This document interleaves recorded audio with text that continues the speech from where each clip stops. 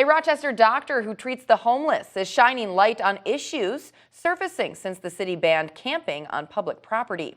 He says after the city passed a camping ban ordinance last March, it's becoming more of a challenge to find unhoused individuals and provide them much needed treatment. KIMT News 3's Brandon Cote sat down with him to hear how he thinks the ordinance is failing people experiencing homelessness.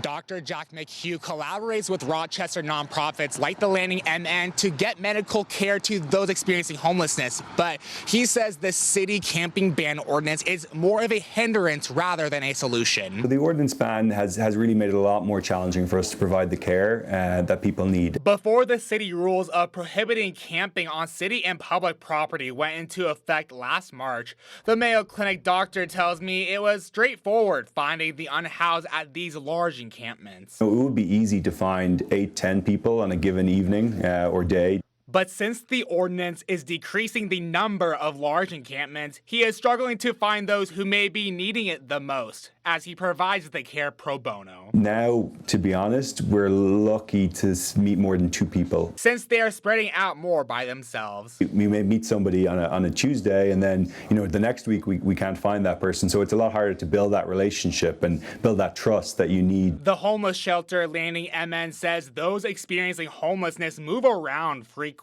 to avoid law enforcement. We know they're still there, right? They haven't, those people didn't, their problems weren't solved when the ordinance went into effect.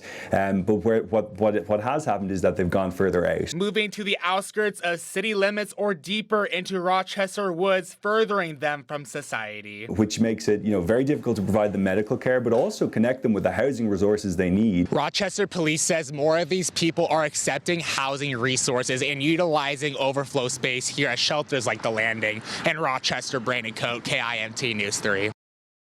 Continuing coverage from Brandon. Brandon, thank you so much. According to the Rochester Police Department, encampments dropped 43% compared to this time last year. It also says officers are seeing a shift from larger environmentally impactful sites to smaller, more mobile sites.